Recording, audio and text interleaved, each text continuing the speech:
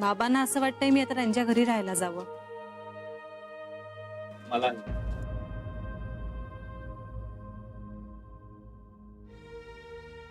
का का तुलाही असं का वाटतंय?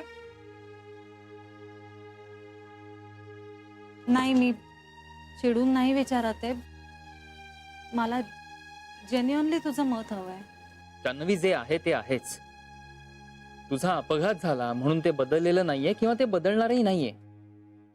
तुझं श्रीशी लग्न झालंय हीच वस्तुस्थिती आहे जान्हवी. मग किती काळ तू हे डिनाय करणार आहेस आणि का? मनीष, मी काहीच डिनाय नाही करत आहे. अरे, लग्नाचे फोटोज, अल्बम, व्हिडिओ मी सगळं पाहिलंय, त्यामुळे यात शंका घ्यावी असं काहीच नाहीये. हो ना? मग हे माहिती असताना तू अजून किती दिवस तुझ्या वडिलांच्या घरी राहणार आहेस? पण मनीष, मला परकी वाटतायत रे ती सगळी माणसं. तुला वाटतंय, पण तशी नाहीयेत ती.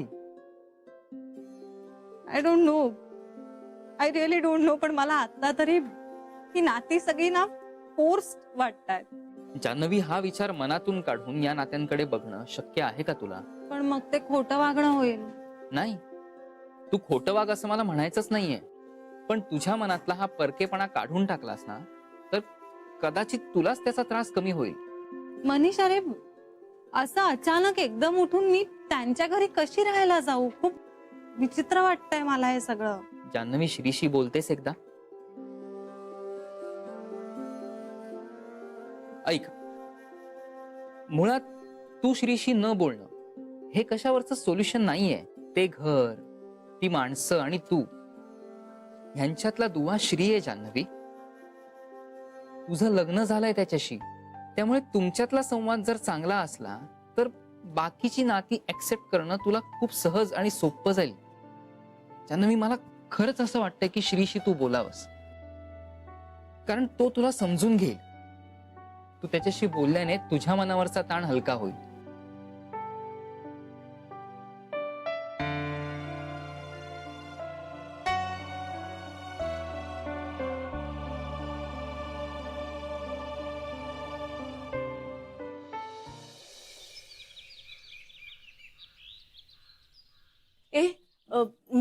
मी जान्हवीला फोन करते.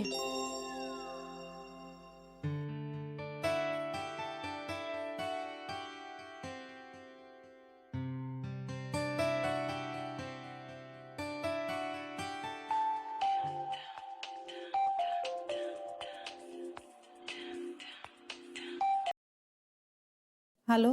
हॅलो हॅलो जान्हवी, मी बेबी त्या बोलतेय.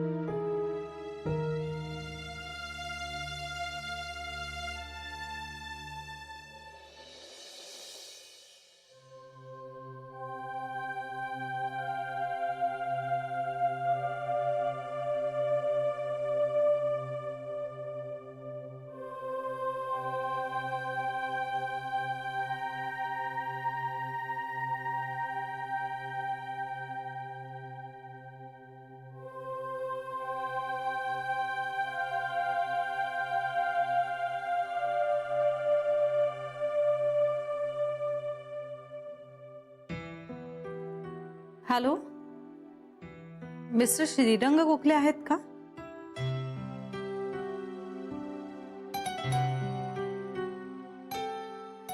ओके.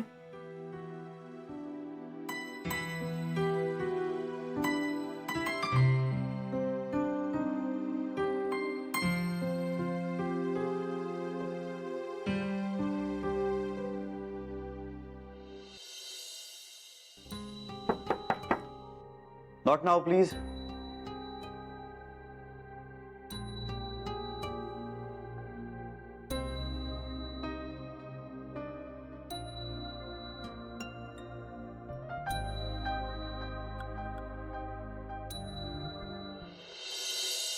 आय एम सॉरी, तरीही मी आत आले कारण मला खूप महत्वाचं बोलायचं होतं.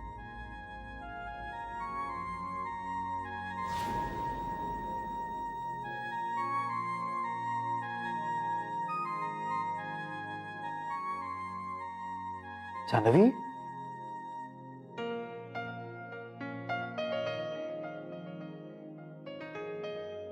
I am sorry. नाही, it's absolutely okay. It's okay. तुम्ही इथे खूप एक्सप्लेनेशन द्यावं लागलं असतं असं मला वाटलं, म्हणून मी असा विचार केला की इथे येऊन तुम्हाला विचारावं. एक 5 मिनिटं बोलू शकतो आपण? हो, ऑफकोर्स बोलू शकतो. बोला ना. मी ऑफिसमध्येही फोन केला होता, पण मला असं कळलं की तुम्ही कुणाचेच फोन घेत नाही आहात. मी बसू? हो हो, प्लीज प्लीज बसा ना.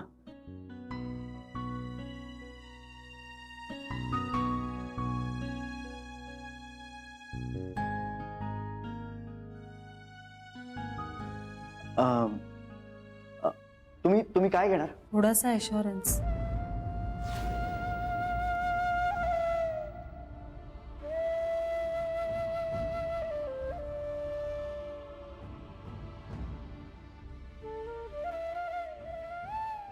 सॉरी.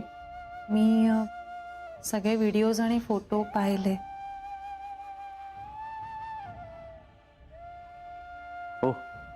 लग्नात मी आनंदीही दिसते, खरंय. पण लग्न म्हणजे फक्त पुरावे नाहीत ना. लग्नाचे संस्कार यातलं काहीच आठवत नाहीये मला. पुन्हा लग्न करूया.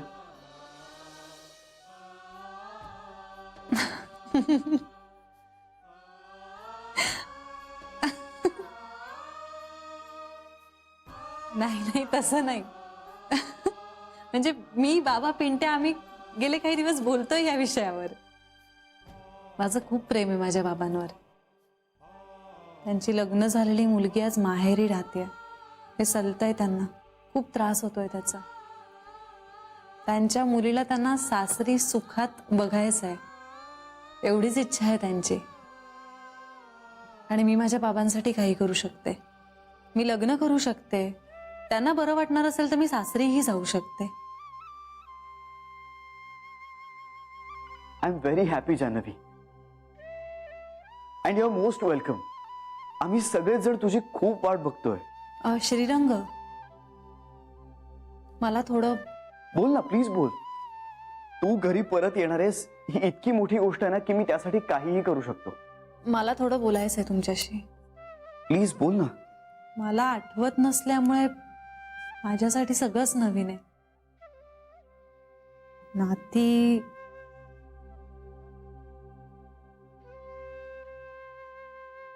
नाती सुद्धा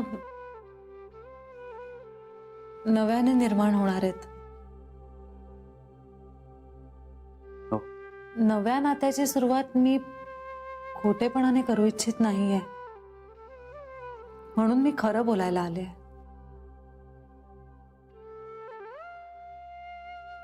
आय एम सॉरी. नाही, मी तुम्हाला टोमणा नाही मारला. म्हणजे तुम्ही त्या परिस्थितीत बरोबरच वागलात. मला फक्त सुरुवातीलाच काही गोष्टी ऑनेस्टली कबूल करायच्यात. सांग. मला काहीच आठवत नाहीये. हं. आणि माझं तुमच्यावर प्रेम नाही. नाही म्हणजे मला तुमची कंपनी खूप आवडते, पण एक मित्र म्हणून. आणि मी कधीच मैत्री आणि प्रेम यात गल्लत नाही होऊ देत. तुमच्या फॅमिलीमधलेही सगळेजण आवडतात मला, पण एकत्र राहायचं म्हणजे एक केमिस्ट्री जुळायला हवी ना. ती असेलही, पण आत्ता मला आठवत नाहीये. That's all right. मला ना भीती वाटतेय. म्हणजे मी तुमच्या घरात ऍडजस्ट होऊ शकेन का अशी. कुणालाच दुखवायचं नाहीये मला. आणि मला सगळं काही सामावून घेता आलं पाहिजे हेही कळतंय. पण माझ्यासाठी ते घर, ती नाती नवीन असणार आहेत ना, म्हणून जरा भीती वाटतेय. जान्हवी, तू ऑलरेडी माझ्या घरात ऍडजस्ट झाली होतीस. तो भूतकाळ होता. भविष्य काळातही होशील. आणि आणि हवं तर आपण एक ट्रायल घेऊया ना. तू घरी आल्यानंतर 15 दिवसाच्या आत जर ऍडजस्ट झाली नाहीस तर मी स्वतःहून तुला तुझ्या बाबांच्या घरी परत सोडेन. आणि तुझी मेमरी परत येईपर्यंत मी वाट बघेन. Janhvi, trust me. 15 दिवसाच्या आत तू जर रुळली नाहीस ना घरात, तर तू तुझ्या बाबांकडे कायमची निघून जा. तुला घरातलं कोणीही प्रेशराईज करणार नाही घरी परत यायला. प्रॉमिस? तुझी शपथ.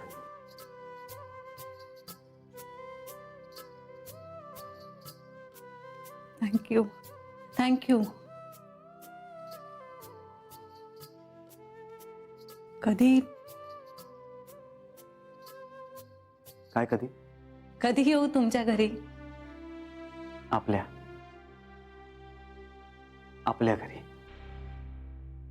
तू कळी कोवळी साजरी गोजिरी चिंबवल्या सरी घेत अंगावरी स्वप्नभासी खरे स्पर्श होता खुणा ओळखू लागलो तू मला मी तुला गोड हुरहुरही वाहू श्वास गंधावरा वाहू ओळखू लागलो तू मला मी तुला नाही कळले कधी. म्हणजे आता जान्हवी येणार हे नक्की? हो.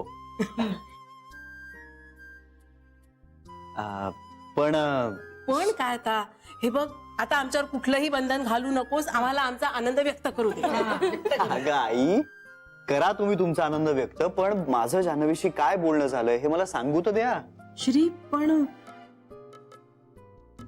बेबी त्या, हे बघ, जे आहे ते उत्तमच आहे. म्हणजे जान्हवी घरी परत येते यात खरंच आनंद आहे. पण हा आनंद कायमस्वरूपी टिकावा यासाठी मला काही महत्वाच्या गोष्टी तुम्हाला सांगायच्या. श्री एक मिनिट. कायमचा टिकावा म्हणजे?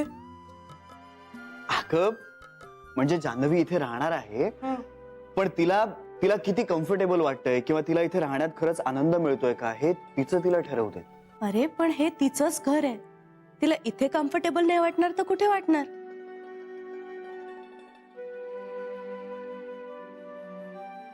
नाही, मला वाटतंय श्री जे म्हणतोय ते खरं आहे. कारण काही दिवस जान्हवीला या घरात अवघडल्यासारखं नक्की वाटेल.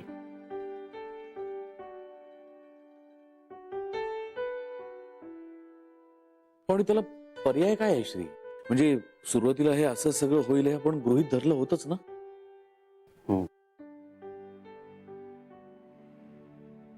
आणि हळूहळू रुळेल ती. किंवा पुढे सांगावं, इथे आल्यानंतर कदाचित तिला सगळं आठवेलही, नाही का? हा, आठवेलही तिला सगळं. मी तर आधीपासून हेच म्हणत होते. हो हो, तुम्ही सगळेजण जे म्हणताय ते बरोबर आहे, अगदी खरं आहे. पण अंतिम निर्णय हा जान्हवीचा असेल आणि तो आपण स्वीकारायला हवा. निर्णय म्हणजे?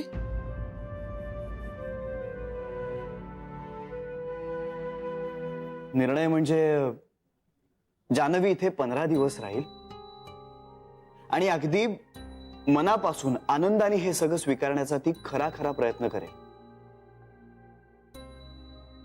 पण त्या उपरही जर तिला तिच्या बाबांकडे परत जावंसं वाटलं ना, तर मी तिला अडवणार नाही. मी तिला असा शब्द दिलाय.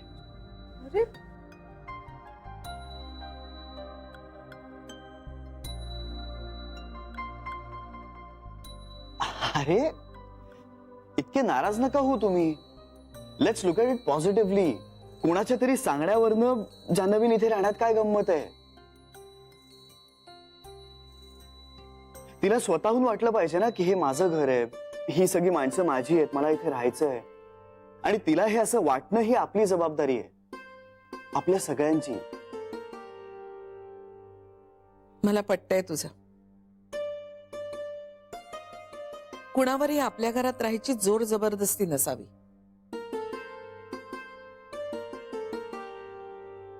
कधीच नसावी. आणि जान्हवीनं इथे राहायला हवं ते आनंदानेच. आणि ती तशी राहीलच, खात्री आहे मला. म्हणजे आम्ही सगळ्याजणी खूप प्रयत्न करू इतक्या मायेनं वागू ना तिच्याशी की तिला तिच्या माहेरच्यांची आठवणच नाही येणार. मी तेच पुढे म्हणणार होते. तुम्हाला असं वाटतंय ही आनंदाची गोष्ट आहे, पण अति करू नका. तुमच्या प्रेमाने तिला गुदमरवून टाकू नका. तिच्या दृष्टीने हे सगळं नवीन आहे हे लक्षात ठेवा. थोडक्यात आपण सगळ्यांनी तिच्याशी नॉर्मल पद्धतीनं वागूया.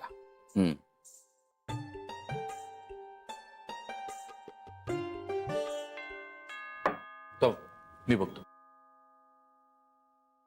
आत्ता कोण आहे? श्री, आम्हाला सगळ्यांना तुझा मुद्दा पटतोय. तू काळजी करू नकोस. आम्ही सगळे तिच्याशी खूप सेन्सिबली वागू. हा, ते तसं वागू. वागाल तेव्हा खरं.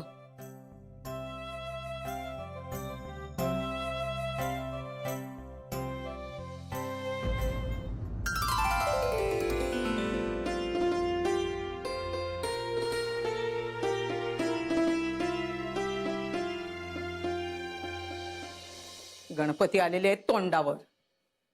इथे घरातलं काम करून करून माझी अगदी कंबर मोडलेली आहे. पण त्याचं कोणाला काही नाहीये. सगळे आपलाच स्वार्थीच विचार करतात नुसते. जान्हवी जान्हवी, अरे नाहीये ती. नेलं तिला. अच्छा, गोखलेंकडे गेली का ती? मग काय आणखीन कुठे जाणार? वा, हे दोघंही गेलेत. मला काही नेलं नाही त्यांनी. जसं काही गोखल्यांकडे जाऊन मी त्यांची इस्टेटच चोरणार होते. बरं मग मी येतो नंतर. अरे नंतर कधी येशील? कारण आता हे कधी येतील ते काय माहिती नाही. आणि सणाच्याच दिवसात गेलेले आहेत म्हणजे अगदी व्यवस्थित पाहुणचार करून घेऊन येतील. तू बस. नाही नाही काकू, मला महत्वाची काम आहे. अरे मी तू बस. मी अहो, बस काकू, म्हणते ना काकू, तुला. ऐका ना, बस, मला बस. बस मनीष बस. हा. तुला सांगते हल्ली ना हे फार विचित्र वागतात माझ्याशी. म्हणजे तू कोणाला बोलू नकोस. बोलणार नाहीस म्हणा तू. गेले 2 महिने हे माझ्याशी बोलत नाहीयेत. बरं दिसतं का हे? पण ऐकायचंच नाही ना. आपलं तेच खरं करायचं.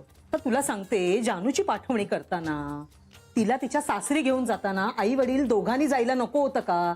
हवं होतं की नाही? पण नाही, हे एकटेच गेले. हे काही बरं दिसतं का? ऐन सणाच्या दिवसात तिला नेऊन सोडलेले. जरा आणखीन आठवड्याभराने गेले असते तर काही बिघडलं असतं का? पण नाही. आता इथे घरातली कामं कोण करणार? गोडाधोडाचं कोण करणार? आणि इथे जिथे तिथे जी ती मंडळं नुसती आपली वर्गणी मागण्यासाठी येतात ती कोण देणार? तर तुला सांगते, आपल्या चाळीत गणपतीची फारच वर्गणी मागतात रे. हो, मी म्हटलं त्यांना आमच्याकडे काही पैशांचं झाड नाहीये. आणि पैसे कशाला हवेत तुम्हाला?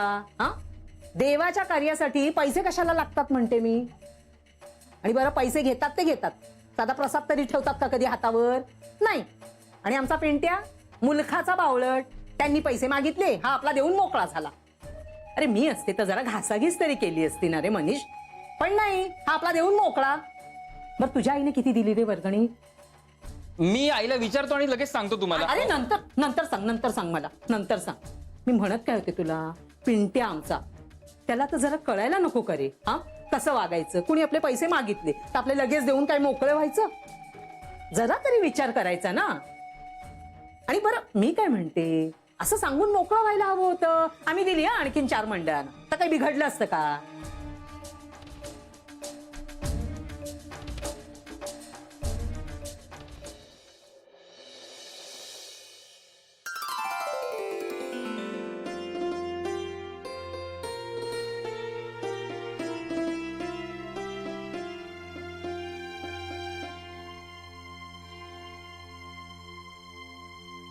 सा रे ग रे ग गा रे सा, नी सा रे वा गा.